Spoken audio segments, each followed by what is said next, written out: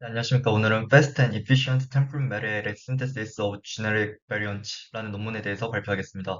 이 논문은 네이처 메소드에 실린 논문이고 2022년에 발표된 논문입니다. 제목에서도 알 수 있듯이 이 논문은 이제 제네릭 베리언트를 합성하는 방법을 개발한 새로운 합성법을 개발한 논문입니다.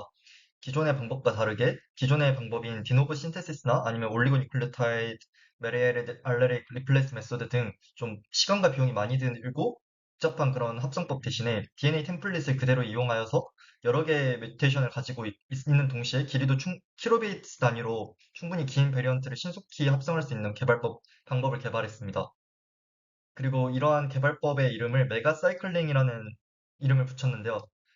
이제 이런 메가사이클링 방법을 이용해서 이런 메가사이클링 방법과 그리고 이제 실질적인 합성 산물의 시퀀싱까지 적용하는 이런 일련의 과정들을 통틀어서 메가트론 플랫폼이라고 하는 시스템을 구현하였습니다. 이걸 이용해서 세 가지의 이 합성법이 잘 작동한다는 걸 세 가지 실험을 통해서 보였는데 이거는 차차 설명하겠습니다. 본론으로 들어가기 앞서서 배경 지식으로 배리언트를 만들기 위한 기존의 DNA 신테시스 방법을 살펴보겠습니다. 디노보 DNA 신테시스가 가장 일반적인데요. 이 방법의 경우에 문제가 아주 한 가닥씩 DNA를 합성하는 방법이기 때문에, 어, 이제, 베리언트 간에 공통된 서열이 있지 않습니까? 그 공통된 서열을 재사용할 수 없다는 단점이 있습니다. 또, 비용과 시간이 많이 드는 것도 하나의 큰 문제고요. 그래서 이러한 DNA 신테시스 방법을 극복하기 위해서 뭐 여러 가지 방법들이 대안으로 나왔는데 그 중에 하나가 이제 셀룰러 머시너리를 이용해서 좀 이제 DNA 에디팅 같은 거를 거쳐서 베리언트를 만드는 방법이 있습니다. 다만 이거는 멀티플렉싱, 즉 하나의 베리언트에 다량의 뮤테이션이 있는 그런 베리언트는 합성하지 못한다는 단점이 있습니다. 그리고 프라이멀 베이스드 뮤타제네시스의 경우에는 이제 클로닝 같은 과정을 거쳐야 되기 때문에 시간이 많이 든다라는 좀 이제 뮤테이션을 만들 수는 있는데 클로닝 과정을 이용하고 하다 보니 이제 한 번에 극히 몇 개의 뮤테이션밖에 삽입할 수 없다라는 한계가 있습니다. 그리고 마지막 방법의 경우는 이 방법이죠. 이 방법은 좀 다량의 그런 뮤테이션도 하나의 베리언트 내에 삽입을 할 수는 있지만 셀 트랜스포메이션 같은 좀 과정이 필요하고 스크리닝을 많이 거쳐야 되기 때문에 비용과 시간이 많이 든다라는 문제가 있습니다. 그리고 이 논문에서 본격적으로 뒤에서 설명할 이 메가라는 방법은 이런 점에서 있어서 되게 빠르고 그리고 비용도 적게 들고 또 충분히 이제 킬로베이스 단위의 시퀀스 베리언트를 만드는 데는 적합한 그런 플랫폼이기 때문에 기존의 방법들에 대한 충분히 좋은 대안으로 생각해 볼 수 있습니다. 그럼 이제 메가가 어떻게 작동되는지 설명드리겠습니다. 이게 메가메스 방법을 설명한 겁니다. 먼저 DNA 템플릿 지네틱 신테시스 방법이기 때문에 먼저 시드가 되는 DNA를 넣어줍니다. 근데 이 시드가 되는 DNA에 PCR을 통해서 증폭을 시키는데 이때 증폭하는 효소가 Q5U라는 좀 특이한 중합효소를 이용합니다. 그리고 이 중합효소는 DTP 대신에 DUTP를 넣어주게 되면 DNA를 합성함에도 불구하고 DNA를 함에도 불구하고 유럽시를 삽입할 수 있습니다. 즉, 이 인풋시드 DNA가 Q5U를 이용한 PCR을 거치게 되면 이렇게 T자리에 U가 삽입된 메가 템플릿이 완성이 됩니다. 이 메가 템플릿은 많이 증폭된 양이겠죠. 이제 이 다음 과정이 베리언트를 만든 핵심 과정입니다. Q5U를 이용해서 증폭을 하되 올리고뉴클레오타이드 즉 변이를 가지고 있는 이런 올리고뉴클레오타이드들을 함께 넣어줍니다. 그리고 이제 어닐링 과정을 거쳐서 이렇게 올리고뉴클레오타이드들이 베리언트를 삽입할 그런 위치들에 이렇게 다 달라붙게 되겠죠. 그러면 이제 네. 그리고 이 Q5U에 의해서 이렇게 증폭이 되고 이렇게 익스텐션이 되고 리게이션을 이용해서 갭 필링을 해줍니다. 여기 사이에 있는 갭들을. 그럼 이렇게 산물이 만들어지지 않습니까? 이 다음 과정이 또 새로운 하나의 획기적인 아이디어인데요. 이번엔 이제 이렇게 만든 뮤탄트 얼리, 즉 베리언트를 포함하고 있는 이 두 가닥의 DNA를 가지고 PCR을 돌려주는데 이때는 Q5를 이용합니다. 이 Q5의 특징은 U를 이제 유라시를 이용해서 네, 유라시를 인식해서 익스텐션 할 수 없다는 특성이 가지고 있습니다. 즉, PCR을 돌리게 되면 이 한 가닥, 그 U가 포함된 가닥을 가지고는 더 이상 증폭이 일어나지 않게 되고, U가 없이 베리언트를 포함하고 있는 이 한 가닥이 계속 증폭을 거치면서 베리언트의 양이 늘어나게 되는 원리입니다. 이렇게 해서 메가 프로덕트를 얻을 수 있는 거고, 이 메가 프로덕트가 곧 지네릭 베리언트가 되는 겁니다. 이제 지네릭 베리언트를 이렇게 만들 수 있다는 거를 잘 보이기 위해서 이제 길이가 각기 다른 이게 킬로베이스들인데, 베이스 단위인데 각기 다른 길이를 가진 여러 가지 타겟들을 에 대한 베리언트를 만들어 봤습니다. 총 9개의 올리고 뉴클레오타이드를 이용을 했고요. 네, 이렇게 9개의 타겟 사이트가 있고 그 결과 그리고 이제 얻어낸 이 메가 프로덕트를 가지고 나노 시퀀싱을 진행했습니다. 서열을 그 베리언트가 얼마나 잘 효율적으로 많이 만들어졌는지를 확인하기 위해서요. 이제 그 결과 9개의 올리고 뉴클레오타이드 중에 5개 이상의 올리고 뉴클레오타이드가 잘 삽입된 베리언트 생성물이 전체 중에 40%가 넘었습니다. 즉, 이 도표상의 여기 부분 영역이 모든 이 케이스에 대해서, 16가지 케이스에 대해서 모두 다 40% 정도는 넘었다는 거죠. 특히 이렇게 길이가 짧은 그 가닥일수록, 어, 이제, 베리언트가 잘 만들어지는 걸 확인할 수 있었고요. 이걸 이제 타겟 사이트별로 나눠보면은, 이제, 1부터 9까지의 타겟 사이트가 있고, 각각에 대한 이제 이피션트가 나오는데요. 리드 이피션트를 통해서 구한 겁니다. 민 메가 이피션시가 이제 여기 있고, 즉 이 탈겟당 총 16가지의 탈겟당 얼마나 효율이 높았는지, 15가지네요. 왜냐면 마지막에 10kb 넘어가는 그 탈겟의 경우에는 수율이 안 나와서 이거는 제외했습니다. 향후 분석에서도 제외했고요. 이제 이렇게 민 메가 이피션시가 이렇게 쭉 주어지고, 탈겟당 평균 이제 메가 이피션시가 나옵니다. 근데 이 5' 쪽에 있는 올리고뉴클레오타이드일수록 잘 달라붙는다는 걸 확인할 수 있고 3' 쪽일수록 잘 안 달라붙는다는 걸 확인할 수 있습니다. 네, 그리고 이제 민 메가 이피션시로부터 알 수 있는 점은 이 길이가 짧은 그런 메가 템플릿일수록 이렇게 6 케이스처럼 6번째 케이스처럼 길이가 짧을수록 메가 이피션시는 높았고 길이가 길어지면 점차 이제 메가 이피션시가 좀 줄어드는 경향을 보였습니다. 아무래도 길이가 기니까 좀 뭐 오류가 많이 뜰 수 있는 거겠죠.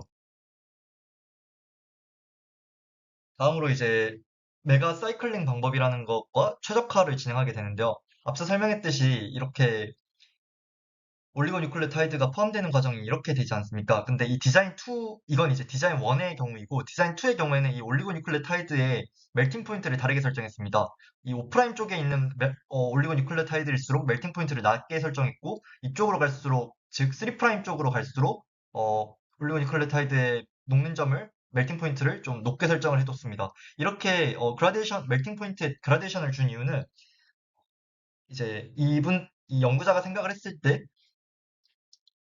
이제 익스텐션이 5'에서 3' 방향으로 일어나지 않습니까? 근데 만약에 이 모든 올리고뉴클레오타이드가 동시에 달라붙게 되면은 이제 이 3' 쪽에 달라붙기도 전에 5'에 있던 익스텐션이 일어나서 3'에 올리고뉴클레오타이드가 달라붙기도 전에 익스텐션이 일어나는 오류가 발생할 수 있습니다. 이렇게 될 경우에 베리언트가 제대로 안 만들어지겠죠. 그리고 그게 이제 앞선 그림에서 보여줬던 3' 쪽에 있던 타겟 사이트의 민 이피션시가 낮았던 이유로 이제 연구자들은 추론한 겁니다. 그래서 먼저 3'에 올리고뉴클레오타이드가 높은 온도에서 먼저 붙어 있으면은 이제 익스텐션 일어날 때 이 올리고뉴클레오타이드를 발판 삼아서 연장이 잘 일어나니까 베리언트를 제대로 만들 수 있을 것이다라고 가설을 세운 겁니다. 그리고 실제로 그렇게 해본 결과 이, 이 그림과 이 그림을 비교하면 되는데요. 이 9개의 올리고뉴클레오타이드가 모두 다 제대로 삽입된 경우가 그리고 8개까지 디자인 2가 이 두 개를 합한 값이 훨씬 높죠. 디자인 1보다. 즉, 이런 5'과 3' 사이에 올리고뉴클레오타이드의 를 준 게 이제 수율을 높인 방법이었습니다. 하나의 방법이었습니다. 수율을 높이는 또 다른 전략은 메가 사이클링이라는 방법을 이용한 겁니다. 앞서 이제 메가 템플릿을 Q5U를 이용해서 만들고 올리고뉴클레오타이드를 어닐링 시킨 후에 증폭을 시키면 이렇게 메가 프로덕트가 나오지 않습니까? 이 메가 프로덕트를 다시 인풋 DNA로서 재사용하는 겁니다. 그래서 똑같은 과정을 반복하게 되면은 첫 번째 사이클에서 미처 베리언트 이런 올리고뉴클레오타이드가 제대로 삽입되지 않았던 것도 부분도 사이클을 거치면서 제대로 삽입될 수 있게 되겠죠. 그래서 이제 사이클을 거칠수록 이피시언시가 높아지는 게 높아져야 됩니다. 그리고 실제로 이렇게 빨간색과 보라색을 합친 값이 훨씬 사이클을 거칠수록 반복할수록 높아지는 것을 확인할 수 있습니다. 즉, 이 말인즉슨 어, 네, 이제 훨씬 더 메가 사이클링 방법을 통해서 그리고 그라데이션 메소드를 통해서 어, 우리가 원하는 만큼의 우리가 원하는 베리언츠를 안정적으로 정확하게 만들어낼 수 있다는 걸 보인 겁니다. 이 모델링을 통해서도 보일 수 있었고, 네, 네, 보일 수 있었습니다. 이건 이제 컴퓨테이셔널한 모델링으로 이제 구현을 해본 건데, 사이클이 반복될수록 완전히 올리고뉴클레오타이드가 다 삽입된 케이스들이 높아지는 걸 확인할 수 있고, 디자인 2의 경우에는 이제 컨버전 레이트 0.8 정도에 해당하는 값으로 잘 만들어지고 있음을 확인할 수 있었습니다.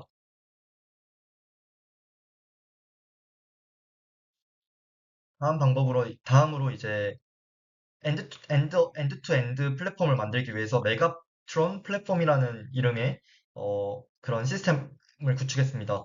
먼저 올리고뉴클레오타이드를 컴퓨터로 어디에 삽입할지를 디자인을 한 다음에 이건 이제 상업적인 외주를 맡겨서 올리고뉴클레오타이드를 합성을 합니다. 이 과정까지는 그냥 좀 사실 핵심이 아니고요. 이 메가트론 플랫폼의 핵심은 이 과정입니다. 앞서 설명드린 그런 메가 사이클링 과정을 이 부분에서 반복을 합니다. 한 사이클당 3시간 정도 걸린다고 합니다. 이렇게 인풋 DNA를 넣어서 메가 템플릿으로 만들고 이걸 이용해서 이제 메가 프로덕트, 즉 진 베리언트를 만들어내는 과정까지 한 사이클당 3시간 정도 걸린다고 하고요. 어, 그리고 이제 이렇게 만들어낸 메가 프로덕트는 나노폴 시퀀싱을 통해서 실질적인 리드 중에 얼마나 베리언트가 잘 삽입된 게 포함되어 있는지를 확인을 할 수 있는 거죠. 그래서 이제 이 모든 그 재료가 다 준비되었을 때 여기 시퀀싱 베리리데이션까지 진행하는 데는 6시간보다 더 적게 걸렸고 비용의 경우에는 베리언트 하나를 만드는데 20달러밖에 들지 않았다고 합니다. 이건 이제 커머셜한 진 신테시스 방법보다 10배가 더 저렴하게 만들 수 있다는 거라고 합니다. 그리고 이제 메가트론 플랫폼의 실제 사진은 이렇게 생겼습니다. 네, 그렇게 해서 이제 메가트론 플랫폼까지 만들므로써 이제 베리언츠를 신속하고 비용 적게 합성할 수 있는 방법을 구현했기 때문에 이제 데모로서 3가지 경우를 볼 겁니다. 알아보겠습니다. 성능이 좋다는 걸 입증하기 위해서 진행한 실험이죠. 먼저 첫 번째는 SARS-CoV-2 스파이크 진 베리언츠를 생성한 겁니다. 이렇게 스파이크 단백질에 대한 진 베리언츠를 생성해야 되는 이유는, 이제, 안티바디의 그런 뉴트럴라이제이션, 이피션시를 테스팅하고, 거기에 잘 달라붙는 그런 베리언츠가 뭔지를 스크리닝 해야 되고, 안티바디를. 또, 어, 그런 동물성 감염병의 전파 경로 같은 거를 이제 변이가 어떻게 진화되어 있는지를 추적함으로써 이제 이제 그런 동물의 전파 경로도 역으로 이제 연관시켜서 분석을 할 수 있다고 합니다. 이런 점에 있어서 스파이크 진 베리언치를 만드는 건 중요하다고 하고요. 그래서 3.8kbp 정도의 S진 스파이크 단백질, 3. 네, 그런 S진의 베리언치를 총 31개 정도 만들어 봤습니다. 이 31개의 베리언치는 이렇게 뮤테이션들을 포함하고 있는데요. 이 뮤테이션들 중에 유니크한 뮤테이션만 모으면 66개라고 합니다. 또 일부 이제 베리언츠의 경우에는 이렇게 뮤테이션이 13개까지 삽입된 것들도 있습니다. 네.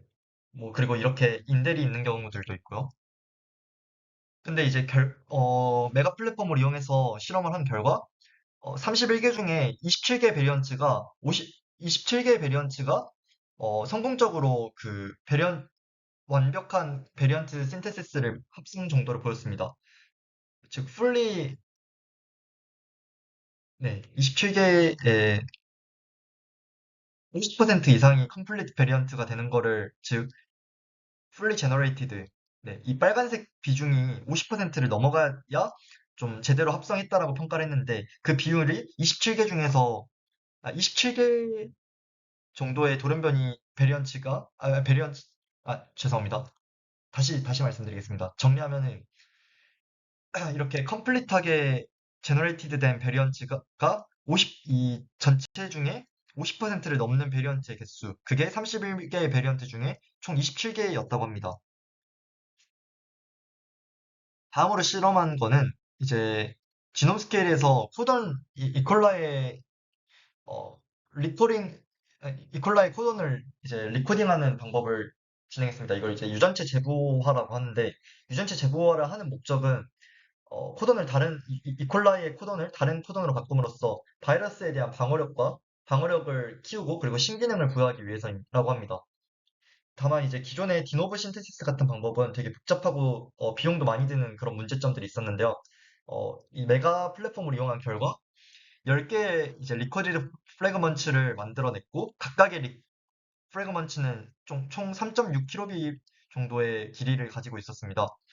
그리고 메가 플랫폼을 진행해서 428개의 코던의 변화를 만들어냈고, 이 코던 체인지를 다 합치면 428개인 거고, 한 번 사이클을 돌린 결과 이제 이런 식의 결과가 나왔습니다. 여기서 90% 그리고 75에서 90%, 즉 보라색과 빨간색을 합친 값들이 곧 제대로 베리언트가 만들어진 경우인데, 이 프래그먼트 1부터 10까지 다 뭐 프래그 8처럼 오류가 좀 있긴 한데, 대부분이 이제 90% 이상의 그 아, 거의 완벽에 가까운 베리언츠를 만든 비율이 이런 식으로 분포를 했습니다. 뭐 30%에서 대략 60%까지 좀 골고루 분포를 하고 있는데, 빨간색까지 합치게 되면은 사실 비중이 확 늘어나죠. 거의 다 대부분의 경우에서 이 팔 같은 아웃라이어만 빼면은 한 75% 정도가 어, 한 나노폴 리즈 기준으로 해서 75에서 80%, 90% 정도의 이제 완벽한 베리언츠를 만드는 데 성공했다라고 볼 수 있습니다. 네, 이것은 이제 각 코던 사이트마다 어, 메가 이피션시를 본 겁니다. 이제 나노폴 리드를 기준으로 해서 얼마나 그 이제 커버리지가 좋은지를 본 거죠. 네, 아무튼 이렇게 해서 두 번째 실험의 결과 디노버 방법보다 20배 더 싸고 3일보다 채 안 걸린 그런 제베리언트 센테시스 방법을 보일 수 있었습니다. 즉 메가 플랫폼의 성능을 보일 수 있었습니다. 이 두 번째 실험에서도. 세 번째 마지막 실험으로는 이제 AAV2 베리언츠의 그 이제